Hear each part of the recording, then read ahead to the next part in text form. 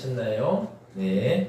다 찾으셨으면 다 같이 합독하시겠습니다. 진리가 예수 안에 있는 것 같이 너희가 참으로 그에게서 듣고 또한 그 안에서 가르침을 받았을진대 너희는 유혹의 욕심을 따라 썩어져가는 구습을 따르는 옛사람을 벗어버리고 오직 너희의 심령이 새롭게 되어 하나님을 따라 의와 진리의 거룩함으로 지으심을 받은 새 사람을 입으라. 아멘. 성스러운 주일 아침에 거룩하신 주의 전에 오신 사랑하는 소망교회 성도님들 한 분 한 분마다 하나님의 사랑과 은혜와 축복이 넘쳐나시기를 진심으로 축원합니다. 정말 지난주도 참 많이 더웠죠.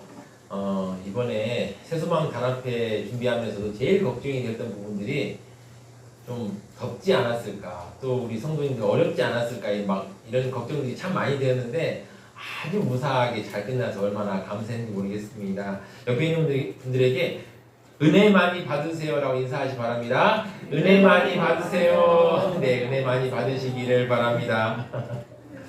네, 은혜 많이 받으시기 바랍니다. 참 우리가요 많이 보면 주변 사람들 영향을 참 많이 받습니다. 부부가 되면 서로 닮아간다고 하잖아요. 저도 이제 제가 늦게 결혼했는데요. 정말 제 주변에 있는 사람들이 제일 늦게 결혼한 것 같아요. 그래서 아예 결혼 안 했으면 안 했지 저보다 늦게 결혼한 사람 없더라고요. 그래서 보니까 이게 어느 순간 보니까 부부가 서로 닮아간다고 제가 아내의 영향을 많이 받는 것 같아요. 근데 또 반면에 아내도 제 영향을 참 많이 받습니다. 또 우리가 어떠합니까? 친구가 있으면, 친한 친구가 있으면 친구 영향도 많이 받죠. 가끔 이제 제가 옛날에 왔던 그 노변이라고 아시죠? 가끔 옛날에 왔던 그 친구하고 상당히 친하게 지냈는데 그 친구의 독특한 말버릇이 있습니다. 그런데 제가 어느 날 그걸 흉내를 내고 있더라고요. 그래서 제가 아내한테 장난으로 그걸 흉내를 내고 있더라고요. 그래서 이야, 이거 진짜 가끔 보는 친구 영향도 이렇게 받나 이런 생각이 들었습니다. 우리는 하나님의 자녀이고 백성입니다. 그래서 하나님을 참되게 섬기는 사람들은 하나님을 알게 모르게 닮아갑니다. 오늘 우리는 성경에서 보는 바로 사람, 바로 인간의 그걸 뭐라 그러죠? 조직신학 용어로 그 인간론이라고 하는데 여기 세 번째 시간입니다. 우린 지난 시간에 죄가 어떻게 인생에 들어왔는지 그리고 우리 인생이 무엇을 보며 나가야 하는지를 살펴보았습니다. 그렇습니다. 우리는 우리를 붙잡는 죄를 바라보기보다는 이제는 예수 그리스도께서 주시는 십자가의 은혜를 바라보아야 합니다. 그렇습니다. 이제 우리는 절망에서 소망으로 나아가게 되었습니다. 사도 바울은 예수 믿는 성도들을 어떻게 권면할까요? 살펴보도록 하겠습니다. 첫 번째입니다. 하나님을 떠난 사람은 옛사람의 모습으로 살아갑니다. 그렇죠. 원래 하나님을 떠난 죄인된 인간들은 옛사람의 모습으로 살아갑니다. 오늘 우리는 사도 바울 선생님이 말씀을 통해서 어떤 권면을 하는지 살펴보고자 합니다. 4장 17절을 보시면요. 그러므로 내가 이것을 말하며 주 안에서 증거하노니 이제부터 너희는 이방인이 그 마음에 허망한 것으로 행한같이 행하지 말라. 사도 바울은 과거의 죄에서 얽매인 삶에 벗어나서 이제 성도들이 새로운 인생을 살아가기를 권면합니다. 이방인이 그 마음에 허망한 것이 무엇일까요? 바로 세상 사람들처럼 하나님의 그 은혜가 아니라 철학이나 또 자아 실현을 통해서 마음의 만족감을 얻거나 어떤 경지에 이르려는 이방인들의 행위를 말합니다. 사실 이는 성경의 하나님의 눈으로 볼 때 궁극적으로 사실 무가치하고 아무런 열매도 없는 삶입니다.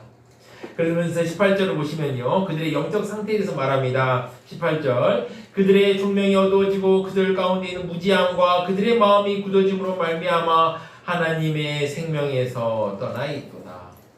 빛이신 예수님이 오셨음에도 죄로 오염된 사람들이 자신들의 어두움을 더 사랑하게 되어서 그분을 인정하지 않는 사람들은 총명이 어두워지고 우매해집니다. 사람의 마음에 뭐가 있습니까? 양심이 있죠. 그런데 자꾸 죄를 짓고 자꾸 죄를 뭐지? 양심이 딱딱해지죠. 화인 맞았다고 하지 않습니까? 그러니까 우리가 이 범죄나 이런 여러 스토리를 보면 알겠지만은 처음에는 작은 죄로 시작하잖아요. 근데 이 죄가 갈수록 커져갑니다. 그렇죠. 우리 인생이 그런 것 같아요. 우리가 죄의 습관도 그런 것 같아요. 처음에는 그냥 바늘도둑인데 나중에 보니까 소도둑이 돼 있는 거예요. 와, 이게 죄가 이런 무서운 속성이 있습니다. 그러면서 양심의 가책을 느끼지만 처음에는 바늘 하나만 뺏어도 아이고 이거 어떻게 하나 막 하는데 어느 순간 소를 도둑질해가도 아주 담대해지는 것입니다. 이렇게 그들은 하나님께 주신 양심도 둔해지며 하나님의 생명에서 떠날 뿐만 아니라 하나님께 적대 감정까지 갖게 되었습니다. 지금까지는 이제 예수 하나님을 떠난 사람의 영적 상태를 묘사했다면 이제 사도 바울은 그들의 도덕적 생활에 대해서 말합니다. 19절을 보시면 그들이 감각 없는 자가 되어 자신을 방탕에 반임하여 모든 더러운 것을 욕심으로 행하되 네, 죄송합니다. 찬바람이 있어가 조금 가래가 좀 끼었습니다. 죄송합니다. 모든 사람이 하나님의 형상에 따라 지음을 받았기 때문에 어떤 사람이든지 기본적인 양심은 있습니다. 그런데요, 습관적으로 죄를 지어서 양심에서 떠난 사람들은 죄를 오히려 좋아합니다. 결국 죄에 대한 수치심이나 양심의 고통조차 느끼지 못하게 됩니다.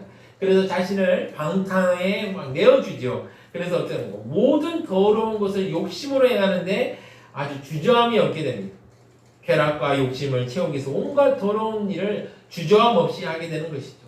물론 우리가 예수를 믿는다 해서 예수를 믿으며 신앙생활하는 사람들도 옛사람이 완전히 사라지지 않습니다. 그래서 우리의 삶을 뭐라 합니까? 신자의 삶, 성도의 삶을 옛사람과 새사람과의 전쟁이다 라고 합니다. 즉 우리가 예수 안에서 예수를 믿음으로 새사람이 되었지만 또 우리 안에 본성 안에 옛사람이 있습니다. 이 두 사람이 싸우고 계속 투쟁하는 것이죠. 그래서 우리는 무엇을 알아야 됩니까? 옛사람이 어떤 속성을 갖고 있는지 알아야 합니다. 그렇다면 옛사람은 어떤 특징이 있고 그들의 삶은 어떤 모습을 가지고 있을까요? 옛사람의 특징이 여러 가지가 있습니다. 정말 여러 가지 있는데 오늘 크게 두 가지를 말씀드리고자 하는데 첫 번째는 거짓을 말한다라는 게 옛사람의 특징입니다. 에베소 4장 25절을 보시면 그런즉 거짓을 버리고 각각 그 이웃과 더불어 참된 것을 말하라. 이는 우리가 서로 지체가 됨이라. 참된 성도는 거짓을 버리고 진실을 말해야 합니다. 물론 우리 안에 죄성이 있습니다. 우리 안에 죄성이 있기 때문에 항상 진실된 말만 하고 싶은데 가끔 거짓말도 할 때도 있고 또 실수할 때도 있습니다. 그러나 우리는 거짓을 멀리하기에 힘써야 합니다. 성경에서 거짓하면 생각나는 부부가 있습니다. 어떤 부부일까요? 아나니아와 삽비라 부부죠. 사도행전의 유명한 부부죠. 이들은 하나님 앞에서 이 바치기 위해서 밭을 팔았습니다. 그런데 물질이 좀 아까운 거예요. 제가 생각해도 아까울 것 같아요. 그래서 절반은 숨기고 절반만 바쳤어요. 사실 절반만 바친 것도 엄청난 일 아니겠습니까? 그런데 이 사람들이 거짓말을 했습니다. 다 바쳤다고 거짓말한 것입니다. 아니 절반만 바쳤다고 말해도 누가 뭐라는 사람 아무도 없는데 그냥 교회 안에서 인정받기 위해서 다 바쳤습니다 라고 거짓말을 했습니다. 그리고 이걸 전부인 것처럼 말했습니다. 그러자 아나니아가 성령의 정말 큰 치심을 받아서 죽임을 당하였죠. 그리고 3시간 후에도 삽비라도 하나님을 속인 죄로 인하여 벌을 받아 죽었습니다. 성경은 성령을 속인 죄로 아나니아와 삽비라가 죽임을 당하였다고 증거합니다. 하나님을 속인 죄로 인하여 벌을 받아 아나니아 삽비라 부부는 죽임을 당한 것입니다. 사랑하는 성도 여러분, 거짓말은 무서운 죄입니다. 거짓은 공동체를 파괴하는 무서운 질병과 같습니다. 성경은 우리에게 거짓을 버리고 참된 것을 찾으라고 말씀하고 있는 것입니다. 오늘 우리는 교회 공동체를 파괴하는 사단의 세력을 잘 분별해야 합니다. 사단은 속이는 자입니다. 그러나 우리가 하나님 앞에서 정직하다면 우리는 승리할 수 있을 것입니다. 이에 성경은 증거하며 에베소 4장 29절을 보시면 무릇 더러운 말은 너희 입에 내지도 말고 오직 덕을 세우는 데 소용되는 대로 선한 말을 하여 듣는 자들에게 은혜를 끼치게 하라 라고 말씀하십니다. 옛사람의 두 번째 특징은 무엇일까요? 두 번째 특징은 분을 내는 사람입니다. 성경은 분을 내는 데서 이렇게 훈계합니다. 에베소 4장 26절을 보시면 분을 내어도 죄를 짓지 말며 해가 지도록 분을 품지 말고 우리가 살아가면서 이유 없이 이유가 있을 수 있죠. 우리가 화가 나는 이유가 있을 수 있지 않습니까? 어떤 합당한 이유가 있어서 화를 낸다면 그게 무슨 문제가 되겠죠. 그런데요, 어떤 사람들 보면은 아무 이유도 없는데 화를 내는 사람들이 있어요. 아무 이유도 없는데. 화낼 것 아무것도 아니고 아무 화낼 이유도 없는데 화를 내는 사람이 있습니다. 바로 옛사람인 것입니다. 성경을 보시면 혈기 부리다가 책망받은 사람이 두 사람 나옵니다. 누가 나올까요? 구약에서 모세가 등장하죠. 모세는 참으로 온유한 사람이었어요. 민수기 12장 3절을 보시면 이 사람 모세는 온유함이 지면의 모든 사람보다 승하더라. 승하다는 게 모든 사람보다 다 온유했다는 말입니다. 이처럼 모세는 온유한 사람이었는데요. 하지만 광야에서 물이 떨어진 백성들이 모세와 아론을 원망할 때 하나님께 기도했더니 하나님께서 지팡이를 가져가서 반석에게 명령하여 물을 내라고 이렇게 지시합니다. 그러니까 딱 가서 지팡이를 들고 가서 반석 보고 물을 내어라! 라고 이렇게 하면 되는데요. 이 모세가 나름 화가 나는가 봐요. 백성들한테 화가 났어 지금. 그래서 어떻게 했냐면 민수기 20장 11절을 보시면 그의 손을 들어 그의 지팡이로 반석을 2번 치니 물이 많이 솟아나오므로 회중과 그들의 짐승이 마시니라. 말로 명령만 하면 되는데 굳이 지팡이 2번을 탁 치는 겁니다. 이게 뭐냐면 너희들은 내가 화가 났다. 너희들 화가 났다. 화를 보여주는 거예요. 성경은 모세가 반석을 2번 내리쳤다는 것을 분을 낸 것이라고 표현합니다. 그러자 하나님께서 분을 내는 모세를 변화했습니다. 민수기 20장 12절을 보시면 여호와께서 모세와 아론에게 이르시되 너희가 나를 믿지 아니하고 이스라엘 자손의 목전에서 내 거룩함을 나타내지 아니하므로 너희는 이 회중을 내가 그들에게 준 땅으로 인도하여 드리지 못하리라 하시니라. 이 사건으로 모세는 가나안으로 들어가지 못했습니다. 신약 시대에는 또 누가 있습니까? 베드로가 있죠. 베드로도 분을 내어서 책망을 들은 대표적인 인물입니다. 베드로는 로마 병정들이 무장하고 예수님을 잡으러 왔을 때 화가 나서 검을 촥 펴가지고 대제사장 종 말고의 길을 확 베었습니다. 마태복음 26장 51절 52절 보시면 예수와 함께 있던 자들 중에 하나가 손을 펴 칼을 빼어 대제사장이 종을 쳐 그 길을 떨어뜨리니 52절 이에 예수께서 이르시되 내 칼을 도로 칼집에 꽂으라 칼을 가지는 자는 다 칼로 망하느니라. 여기서 예수와 함께 있던 자가 누구입니까? 베드로입니다. 사랑하는 성도 여러분, 분을 내면 큰 실수를 범하게 됩니다. 참 분을 내면 실수를 범하는 것 같아요.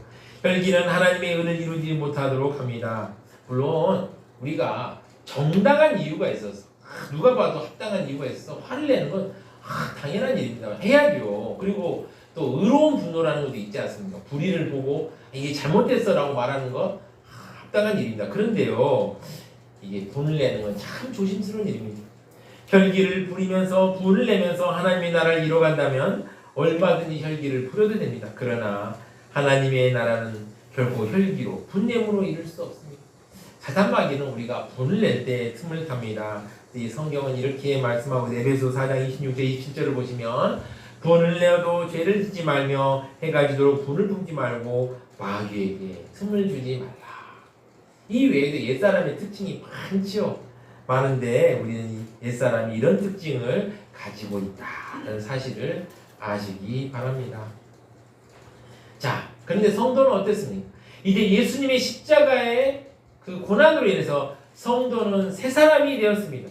그렇다면 성도는 어떻게 살아야 됩니까? 두 번째입니다. 성도는 옛사람을 벗어버리고 새 사람을 입어야 합니다. 이런 예수 하나님을 떠난 이방인들의 모습을 보여준 사도 바울은 이렇게 살지 말라고 권면합니다. 20절을 보시면 오직 너희는 그리스도를 그같이 배우지 아니하였느니라. 사도 바울은 에베소 교인들을 향해서 그리스도의 몸된 교회를 이루는 지체인 성도들이 너희는 하나님을 모르는 이방인들처럼 살도록 그리스도를 배우지 않았다라는 사실을 말하고 있습니다. 예수님처럼 살도록 배웠다는 것입니다.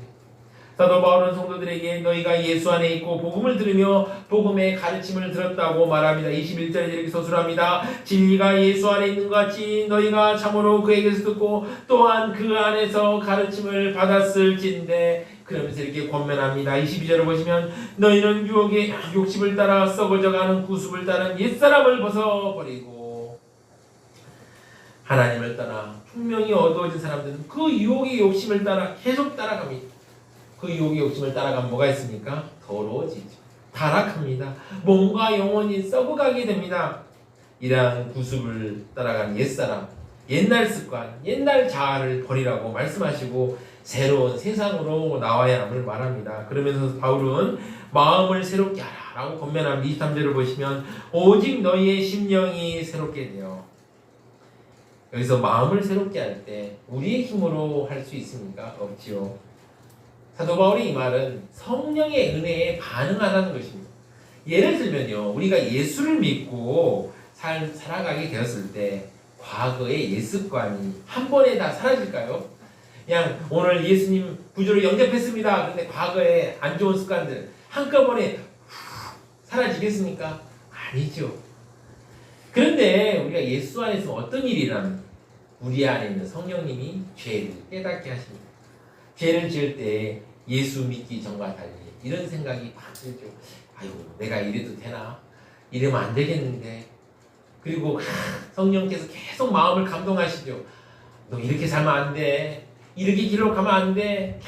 계속 성령께서 우리 옆에서 양심을 찌르게 하시고 깨닫게 하시고 하나님의 의의 길로 나아가도록 힘주시고 역사하십니다. 참 그런 것 같아요. 이런 참 성령의 역사라는 게 참 놀라운 것 같습니다. 그러니까 제가 아는 어떤 형님이 있었는데 이분이 아주 술을 정말 좋아하는 분이었어요. 술고래. 진짜 이게 술만 봐도 그냥 아주 좋아하시는 분이었는데 이분이 이제 예수를 믿었어요. 근데 이게 술을 끊어야 되는데 못 끊고 계속 있는 거고. 그런데 어느 날부터 무슨 일이 벌이냐면 술만 마시면 머리가 아프고, 희한해. 옛날에는 막 소주를 막 마셔도 머리가 이제 아프지 않고 맑기만 했는데 마시면 머리가 막 아프기 시작하는 거예요. 그래서 결국에 술을 끊었다라는 얘기를 듣고 제가 큰 감동을 받은 데 있습니다. 물론 사람마다 각기 다른 또 이런 성령께서 역사하심이 있습니다. 여러분, 성령께서 우리 마음 안에 역사하실 때 그걸 좀 받아들이십시오. 그리고 그 성령의 권고에 따르십시오. 그럼 어떻게 됩니까? 점점 옛사람은 점점 줄어들고 작아지게 되고 새 사람이 점점 더 커져갈 것입니다. 이렇게 마음을 새롭게 하는 것입니다. 그러면서 이렇게 마음을 새롭게 하면서 바울은 새 사람을 입으라고 합니다. 24절을 보시면 하나님을 따라 의와 진리의 거룩함으로 지으심 받은 새 사람을 입으라. 우리가 옷을 갈아입으면 사람이 달라집니다. 제가 아는 어떤 분이, 제가 어떤 군인인데요, 이분이 평상복을 입고 있을 때는 군인인지 아저씨인지 잘 몰라요. 그냥 동네 아저씨인가 보다 생각하는데 이분이 군인으로 그 옷을 제복을 딱 입고 있으니까 아이고 나름 위험이 있더라고요. 군인으로서 그렇구나, 저분이 군인이구나, 난 사실 알 수 있죠. 이처럼 우리가 옛사람을 벗어버리고 새 사람을 입어 살아가는 것입니다. 우리는 예수님을 믿고 그분의 구원을 경험함으로 하나님의 자녀, 하나님의 백성이 되었습니다. 우리 안에는 옛사람과 새사람이 공존하고 있습니다. 그래서 우리는 옛사람을 벗어버리고 새사람을 입기에 힘써야 한다는 것입니다. 새사람을 입는다는 것은 옛사람으로 살지 않고 새사람으로 살아간다는 것입니다. 그렇다면 어떻게 새사람으로 살아갈 수 있을까요? 새사람으로 살아간다는 것은 예수님의 제자답게 단정하게 살아가는 것을 말합니다. 경건하게 살아가는 것입니다. 여러분, 경건이란 말 많이 들어보셨죠? 경건이 무슨 뜻일까요? 인생이 하나님 앞에서 그분이 베푸신 은총에 감사함으로 순종하는 삶을 말합니다. 우리가 이럴 때 있어요. 교회에 왔으니까 여기는 하나님의 눈앞에 있고 우리 집에 가서 방 안에 있으면 하나님과 밖에 있는 거지, 이렇게 혹시 생각하는 성도님들이 있으니까 그렇지 않습니다. 우리는 항상 하나님의 눈앞에 있습니다. 여러분들이 어디에 있든 또 무엇을 하든 하나님의 눈앞에 우리는 있습니다. 심지어 어디 멀리 떨어진 곳에서 숲속에서 홀로 있어도 하나님의 눈앞에 우리는 있습니다. 그래서 우리가 살고 있는 장소에서 하나님께 감사하며 순종하는 삶을 살아야 하는 것입니다. 앞서 살펴보았던 특징인 옛사람의 특징인 거짓말, 분냄을 비롯해서 우리 안에 있는 욕망을 채우기에 급급한 삶을 버리고 하나님 앞에서 주어진 것에 감사하며 성경이 명령하시는 순종하는 삶을 살아가시는 거예요. 저는 여러분들에게 율법주의를 말씀하고자 하는 게 절대 아닙니다. 우리가 이런 성경이 말하는 그런 법을 지킴으로 구원을 받는다라는 말씀은 절대 아닙니다. 그러나 우리가 구원을 받았기 때문에 구원받은 사람답게 살아야 한다는 것을 말씀드리는 것입니다. 사도 야고보는 경건한 삶에 대해서 이렇게 말합니다. 야고보서 1장 27절 보시면 하나님 아버지 앞에서 정결하고 서러움이 없는 경건은 곧 고아와 과부를 그 환난 중에 돌보고 또 자기를 지켜 새 속에 물들지 아니하는 그것입니다. 한편으로는 세상의 더러움으로부터 자신을 지키는 일과 한편으로는 하나님의 은총에 대한 응답으로 긍휼을 행하는 일을 하는 것입니다. 우리는 하나님 앞에서 책임 있는 자유를 행사해야 합니다. 참 어렵습니다. 저도 오늘 사실 설교 준비하면서 몇 번이고 무릎을 꿇었는지 모릅니다. 나는 이렇게 살고 있는가?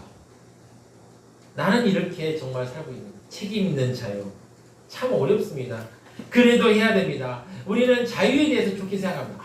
자유 좋지요. 마음대로 할 수 있는 자유. 그런데 우리는 참 안타까운 점이 자유가 가지고 있는 책임에 대해서는 생각하는 걸 싫어합니다.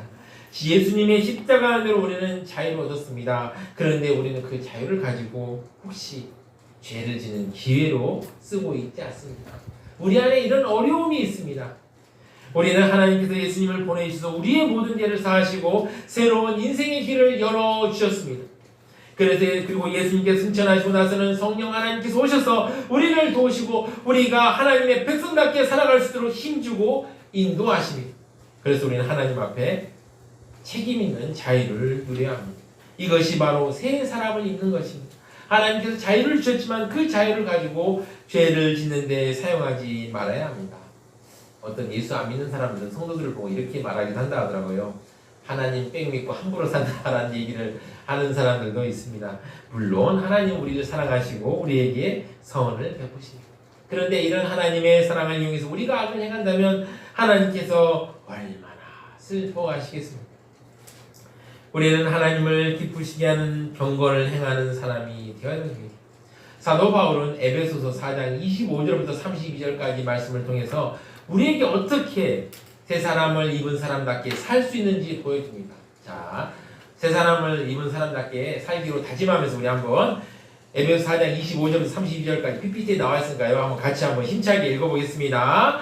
그런즉 거짓을 버리고 각각 그 이유가 더불어 참된 것을 말하라. 이는 우리가 서로 지체가 됨이라. 분을 내어도 죄를 짓지 말며 해가 지도록 분을 품지 말고 마귀에게 틈을 주지 말라. 도둑질하는 자는 다시 도둑질하지 말고 돌이켜 가난한 자에게 구제할 수 있도록 자기 손으로 수고하여 선한 일을 하라. 무릇 더러운 말은 너희 입 밖에도 내지 말고 오직 덕을 세우는데 소용되는 대로 선한 말을 하여 듣는 자들에게 은혜를 끼치게 하라. 하나님의 성령을 근심하게 하지 말라. 그 안에서 너희가 구원의 날까지 인치심을 받았느니라. 너희는 모든 악독과 노함과 분냄과 떠드는 것과 비방하는 것을 모든 악의와 함께 버리고 서로 친절하게 하며 불쌍히 여기며 서로 용서하기를 하나님이 그리스도 안에서 너희를 용서함과 같이 하라. 아멘.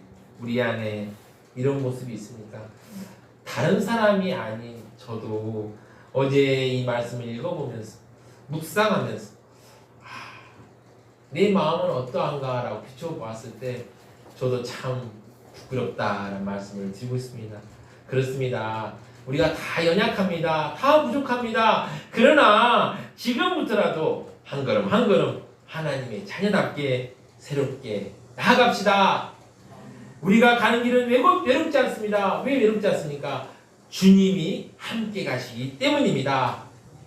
세 사람을 입고 주님과 동행하시는 걸 생각하며 다 같이 찬양하시겠습니다. 찬송가 430장 주와 같이 길 가는 것 힘차게 찬양하시겠습니다.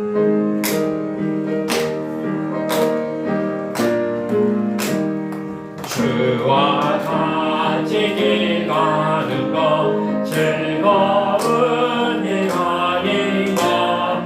우리 주님 걸어가신 발자취를 밟게 된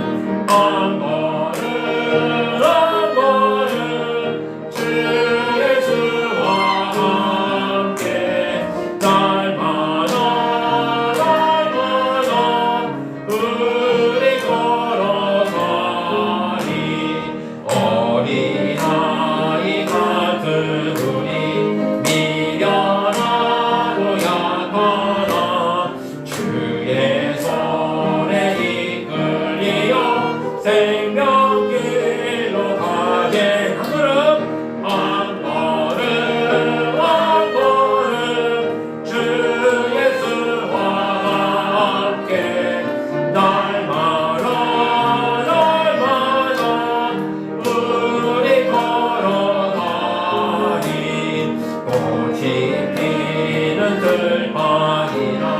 험한 골짜기라도 주가 인도하는 대로 주와 같이 가게 돼. 한 걸음 한 걸음 한 걸음 주 예수와 함께 날마다 우리 걸어가리. 예선지자애로 같이 우리 들고 성금에 들려 올라갈 때까지 주와 같이 걷게.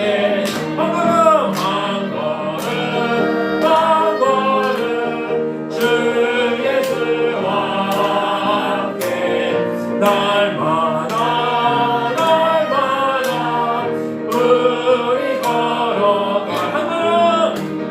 한 걸음 한 걸음 주 예수와 함께 날마다 날마다 우리 걸어가리. 아멘. 사랑하는 수많은 성도 여러분, 혹시 여러분의 삶 가운데 아직도 옛사람이 우리의 몸과 마음 가운데 가득합니까? 아직도 옛사람을 벗지 못하고 예수님을 몰랐던 나에게서 아직도 벗어나지 않고 그대로 있습니까? 이제 새 사람으로 갈아입으십시오. 하나님 앞에서 책임 있는 자유를 누리십시오. 우리는 진정한 평안과 은혜를 경험하게 될 것입니다. 하나님께서 만드신 하나님의 형상에 회복되는 놀라운 기쁨을 누리게 될 것입니다. 하나님은 거룩하십니다. 그리고 잘된 우리도 거룩하고 선하게 살아가시기를 원하십니다. 우리가 하나님을 닮아갈 때 하나님의 기쁨이 될 것입니다. 하나님께서 우리에게 주신 하나님의 형상, 다스림, 관계 맺음, 자유가 선하게 회복되고 하나님의 사랑과 은혜와 평강이 우리에게 넘치게 부어질 것입니다. 썩어져가는 옛사람을 버리고 새사람을 입음으로 하나님께서 칭찬하시는 자녀로, 성도로 한 주 동안 살아가시는 사랑하는 수많은 성도님들 되시기를 진심으로 축원합니다. 다 같이 합심하여 기도하겠습니다. 우리 안에 있는 옛사람을 버리고 새사람을 입도록 이 기도 제목 가지고 주여 한번 외치고 힘차게 기도하시겠습니다. 주여, 주님 은혜 감사합니다. 아버지, 우리 안에 있는 옛사람 아버지 지금 버리기를 간절히 원합니다. 아버지, 우리 안에 있는 아버지요 주님께서 기뻐하지 않는 옛사람이 지금 아버지 가득합니다. 이 시간 아버지 버리기로 결단합니다. 주여, 아버지 지금 버리고 아버지요 하나님께서 아버지 우리에게 주신 새 사람을 입을 수 있도록 주여 붙들어 주시고 함께 하시옵소서. 우리의 힘과 능력으로는 부족합니다. 아버지 능력과 아버지 은혜가 있어야 됩니다. 주여 붙잡아 주시고 함께 하시고 우리 한 사람, 우리 성도님들 한 사람, 성도들 한 사람 한 사람에게 놀라운 은혜를 보여주셔서 아버지 시간 옛사람을 버리기로 결단합니다. 새 사람을 입기로 결단합니다. 주여 함께 하시고 아버지 새 사람을 입으며 나아갈 수 있는 우리 귀한 성도님 될 수 있도록 주여 함께 하시고 붙잡아 주시고 같이 하여 주시옵소서.